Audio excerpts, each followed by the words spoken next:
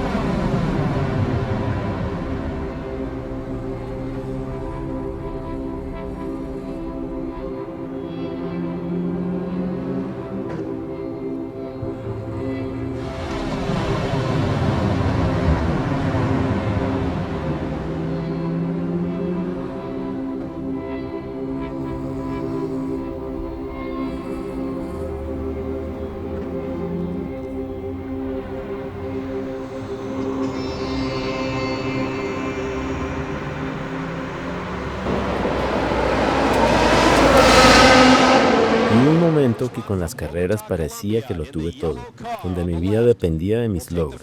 Sin embargo, a veces cuando la gasolina se acaba es la única forma en que descubres tu esencia, lo verdaderamente importante en tu vida.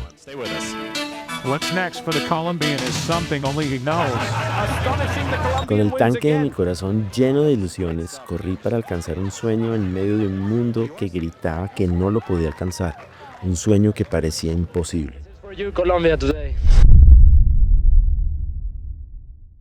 Producción Diego Guzmán, toma 1, escena 1, acción. Súper, muchas gracias por la invitación, qué rico poder estar aquí con ustedes contando un poquito de toda esta aventura, de ese sueño que desde chiquito me encantaban los carros de carreras y no sé explicar realmente por qué me gustaban los carros y no los caballos. Diego desde un comienzo se manifestó sus deseos de correr a través de sus triciclos, a través de sus carros, era muy activo, iba para un lado, para el otro. Pues de lo que recuerdo de manejar, pues manejaba en las piernas de mis papás, pues obviamente no alcanzaba los pedales, pero siempre era con eso, o sea, yo que me dejaran entre el carro yo era feliz, desde que no dejaran las ventanas abajo. Las llaves, pues no, pero... Y era un peligro porque yo tenía que quitar las llaves del carro y si no, él llegaba y prendía el carro. Pero pues sí, siempre me gustaba mucho. Y me agarraba el timón y no sé, era algo ahí que había y pues a hoy me siguen gustando muchísimo los carros, pero pues en otra forma, digamos, ¿no? Total, hoy para llegar a la Fórmula 1, bueno, para ser corredor de carros, ni siquiera hablar de la Fórmula 1, es necesario, indispensable poder... arrancar muy chiquito. Obviamente ese no fue mi caso, por lo que les estoy contando, pero la influencia en la familia es determinante, porque pues o te apoyan o no te apoyan. Si no te apoyan, pues siempre vas a ir en contravía de algo que pues en desobediencia, todo mal, y es muy difícil lograrlo así. O sea, en este deporte sí se necesita obviamente el apoyo de la familia. Pues no podíamos hasta frustrarlo, ¿no?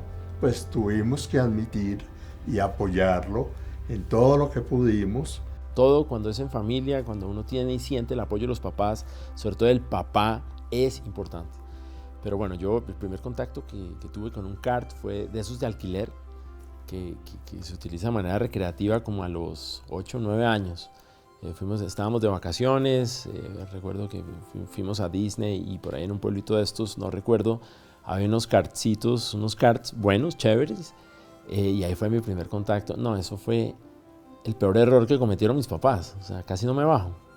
Después entré a la universidad y la cosa se puso más chévere y más interesante, porque pues ahí mis papás, para yo ir a la universidad, me dieron un carro, era un Mazda 323, pues en esa época se arreglaban esos carros. Yo fui a un taller muy conocido que se llamaba Jorge Cortés, y un muy buen amigo mío, pues en esa época más obvio porque estaba yo vigente ahí, y yo le dije que yo quería que ese carro que me habían dado para ir a la universidad, yo quería ir más rápido a la universidad, o sea, que quería que me ayudara a arreglar el carro. Porque el cuento era que cuando terminé el colegio, yo le dije a mi papá que yo me quería ir a correr. Y yo no quería estudiar en la universidad, o quería, pero lo que más quería era irme a correr. Y él me dijo, olvídese, usted primero se gradúa, es lo que realmente lo va a dejar es su estudio, y usted se gradúa y el día que se gradúe hace lo que usted quiera. Para entonces, pues obviamente estaba ya el Mazda 323, entonces toda la carrera lo que hice fue, me lo pasaba, era entre la universidad, el taller y mi casa. Y empezaron a hacer pruebas de fomento, a tu pregunta. Pruebas de fomento es que organiza la Federación Colombiana de Automovilismo, y eso era espectacular. Yo, faltando como 3 meses, yo me inscribí porque, claro, y el carrito bien arreglado, eso, mejor dicho, volaba y todo. Pues yo, ¿qué hacía después de la universidad? Todas las tardes me iba a ensayar, a practicar. Y pasó el tiempo y luego de eso, pues vino esa prueba. Recuerdo con gran cariño y mucha alegría que el día anterior a esa primera prueba en mi vida de fomento, se llama así, entonces estaba estrenando novia. Nos hicimos novios y casualmente, pues porque fue algo muy, muy bonito, casualmente al siguiente día, eso fue un viernes, el sábado tenía su premio de montaña, que era la primera actividad de automovilismo que tenía. Y estrenando novia fui a mi primera prueba de fomento. Eso fue increíble, toda mi familia estaba ahí, porque eso sí me apoyaban en todo en eso. Toda la familia llegamos a verlo, fuimos a verlo, inclusive fuimos a verle a su novia que estaba estrenando, que era la actual señora de ahora, y todo el mundo pues feliz que porque la novia de Diego. Pero yo estaba súper joven en esa época, y José Klopatowski, a quien quiero mucho también, estimo mucho, puedo decir que pues fue la persona que realmente me descubrió o de alguna manera me lanzó. Generé una muy buena impresión por los tiempos que hice y todo.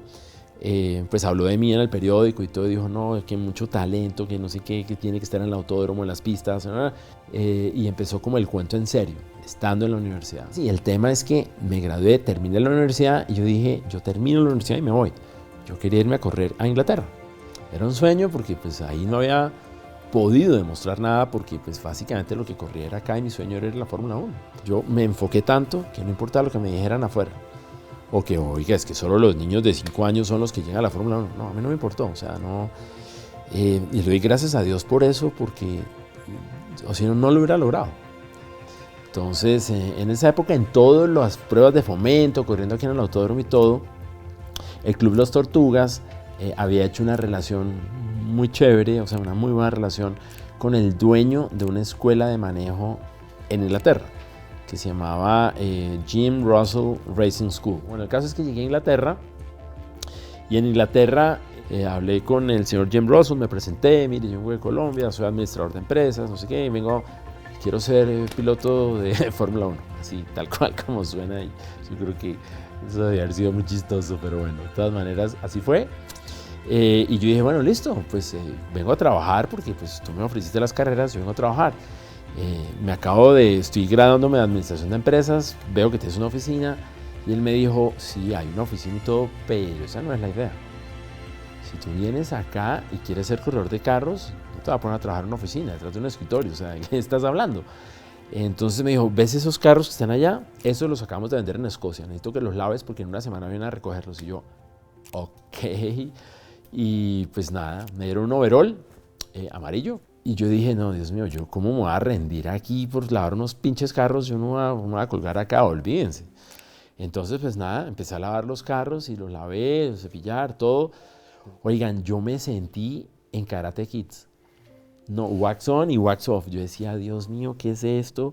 Y yo me fui como repuestico. No, mejor dicho, a los 3 meses me había pegado una adelgazada, todo, pues me había como acondicionado. Fue perfecto el ejercicio. Fue difícil, obviamente, pues porque obviamente ir a Europa, la única manera de comunicarse era por carta, literal, que se demoraba como 15 días en llegar la carta, o llamadas telefónicas, que eso también era una renta terrible. Cada vez que llegaba la cuenta de teléfono a mi casa me provocaba meterme debajo de la cama porque era una cosa terrible.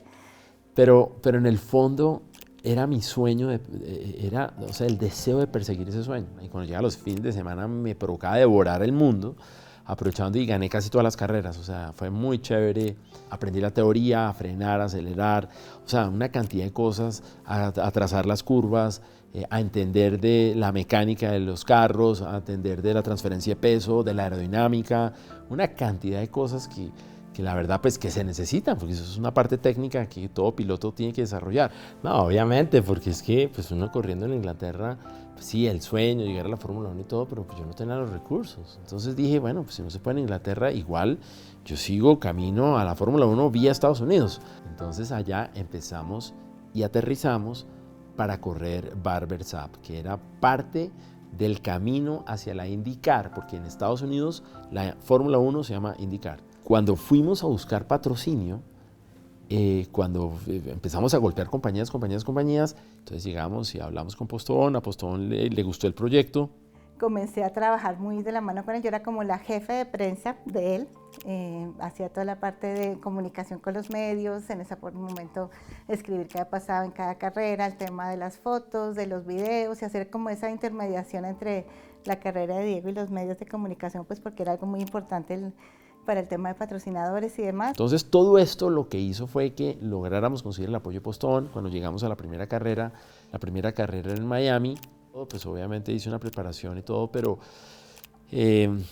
pues detrás de todo eso yo llegué a encontrarme gente que traía un nivel altísimo de fogueo, altísimo de competitividad, y pues no era lo mismo que correr en Inglaterra, en la escuela, pues que éramos menos, no sé, 15 carros, tal vez aquí en la Barber pues eran 25, 30 carros y todos con el mismo sueño.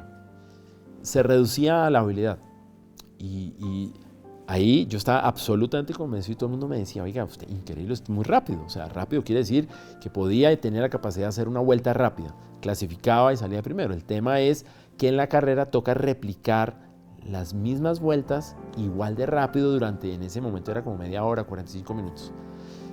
Y sin cometer errores. Ese es el primero que llega, básicamente. Fue un tiempo que aprendí mucho, pero un tiempo en que no ganaba. Postobón duró 2 años apostándole a Diego Guzmán y sí salía de primero, pero cualquier cosa y casi ganaba. Y eso puso una presión terrible, porque Postobón dijo, oiga, pues buenísimo usted, pero necesitamos que gane. O sea, esto... Así que la responsabilidad que él tenía era doble. No solamente retribuir la inversión a través de sus patrocinadores, sino también a las personas que le seguían acá. Y claro, entonces en ese tercer año en la Barber empezó Montoya. Y Montoya, ya llegó como un experto porque se había fogueado acá en todos los karts que pudo, desde chiquito, como les estoy contando que debe ser. El tema fue que en las primeras 3 carreras empezaba muy bien, pero terminaba muy mal, porque en las 3 primeras carreras me estrellaba. Y eso puso una presión y Postobón dijo, oiga Diego, mire, buenísimo, lo felicito, usted es muy bueno, pero no lo vamos a seguir patrocinando. No se echó de para atrás porque de pronto fuera difícil por el tema de la familia y demás, el jamás y la determinación que permitió que lo lograran yo creo que fue la clave pues, del éxito en ese sentido. Y yo dije, no, pero ¿cómo así que el último año ya voy a ser campeón? Pues en teoría ya, digamos que la estadística decía que yo merecía ser campeón ese año y resulta que empecé mal. Yo dije, pero ¿cómo así? ¿Dónde quedó la estadística? ¿Dónde quedó la preparación física? ¿Dónde quedó mi destreza? Y Postobón me dijo, oiga, mire, ¿sabe qué? O la próxima carrera la gana o pues, gracias y buenísimo lo que ha hecho, lo felicito, pero hasta aquí llegamos. Yo dije, no, Dios mío, ahora ¿qué más me he hecho? ¿Qué más hago? ¿Qué tengo que hacer? Juiciosito, eso mejor dicho, uno compraba mercado, los regalaba, promesas aquí y allá, o sea, y resulta que yo me estaba tratando de comprar ese espacio, yo estaba tratando como de adquirir ese favor para que me fuera bien, pero la parte espiritual es esencial y era a mí lo que me faltaba y era en que yo estaba confiando en mis propias destrezas y cuando alguien me dijo, ¿usted qué hace cargando el mundo? Olvídese, usted tiene que entregarle esa carga, él lo puede hacer por usted haga todo lo que pueda por ser excelente en lo que hace, por todo, pero déjele el resultado a él. O sea, él antepuso en su carro, era Dios el que estaba ahí con él. A esa 4ª carrera llegamos a Lime Rock Park eso queda en Connecticut, y pues digo, no como siempre, pero hice la pole position ahí, o sea, ya la había hecho antes, pero antes también había arrancado el primero y me atortolaba, y eso, mejor dicho, yo soltaba la bandera a cuadros y poco menos, y bueno, no, nunca me oriné ahí en el carro ni nada, pero un poco menos, y sí, pues eso asusta mucho, da mucha presión y todo, porque uno se estresa. Diego Guzman, his fifth pole, still looking for his first win. There are your points leaders, Zervigon and Montoya back there on row 4. Diego Guzman from Bogota, Colombia, in the yellow car on the left, will take the field down to a sharp right-hander. Big Ben, the first corner here at Lime Rock. The pace car is off. Jim Sidley has the green in hand. It waves. We are underway. Pero en ese momento, para esa carrera, yo decidí confiar en Dios. Y dije, Señor, si tú eres real y estás ahí, pues ayúdame a hacer esto, porque yo he tratado de hacer no sé cuántas carreras llevo ya, se me acabó la plata, nos están diciendo que o ganamos esta carrera o nos vamos de vuelta con ese sueño entre un baúl. Bueno, no viaja con baúl, una maleta, ¿no? Viene empacadita, de vuelta a casa. Yo decía, no puede ser, o sea, no puede ser. Y la verdad no me quedó más remedio que confiar. Y en esa carrera aprendí a confiar en Dios, en eso. Y oh sorpresa, arranqué de primero, me mantuve primero, nadie me pasó, vi la bandera cuadros de primero, o sea, en ese campeonato. Eso fue impresionante. Y claro, pues Postobón tenía que cumplir lo que había dicho. Y ahí nos demostró en que era imparable, que ante esa situación no lo detenía nadie. Pues milagros y realmente ver a Dios en acción. Fue algo impresionante y fue algo de vivirlo de primera mano, fue algo increíble. Me vine a Colombia mismo a hacer una rueda de prensa, eso fue muy chévere, y Postobón en privado me dice, Diego, felicitaciones, magnífico, necesitamos que gane la siguiente carrera. Si gana la siguiente carrera, seguimos. Y yo, ok, o sea, no, pues sí, no, pues gracias, súper. Y llegamos a la segunda, no era la segunda carrera, ya era la quinta carrera, pero la segunda que se supone que tenía que ganar enseguida. Y eso fue en Detroit. Y en esa pole position, el que llega, el que va pasando, pues va cronometrando. Entonces, y Montoya iba delante mío, como media vuelta. Montoya se demoró en dar la largada porque había una neutralización y retuvo demasiado el pace car antes de soltar la bandera verde para arrancar. O sea, entre otras, pues cometí un error y yo alcancé, o sea, a soltar la bandera, y entre todo ese enredijo de carros y todo, en menos de media vuelta, en 2 curvas, aparecí de primero. Llegué de primero en esa carrera, entonces 2 seguidas ahí. Sí. El caso es que la siguiente carrera fue en un autódromo que se llama Watkins Glen, en el estado de Nueva York. Y claro, ganaba esa carrera y por matemáticas quedaba primero. Esa carrera la ganamos. Durante la carrera me quedé sin frenos. No, eso fue una cosa de locos. No, ahí aprendí a orar. Dios mío, por favor, que gane esa carrera, que gane esa carrera. Y claro, fue una cosa tremenda porque entre la destreza que uno tiene de poder manejar un carro en esas condiciones, obviamente empecé a sobrecargar la caja, a apoyarme en la caja de cambios menos que en los frenos porque no frenaba.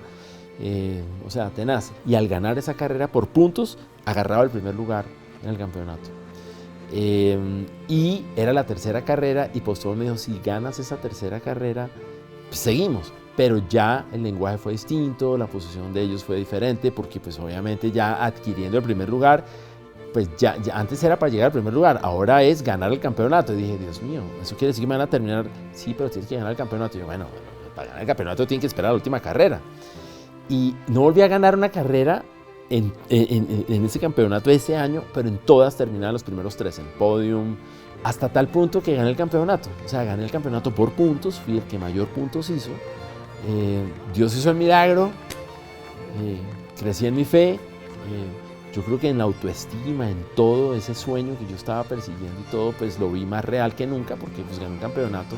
Fui el primer colombiano que gana un campeonato reconocido por la FIA, la Federación Internacional de Automovilismo, es la misma que rige la Fórmula 1. Y cuando ganó fue la locura, porque nos reunimos, estábamos en el apartamento no de mi mamá, era de mi hermano, que vivía ahí arriba ahí en la Cabrera.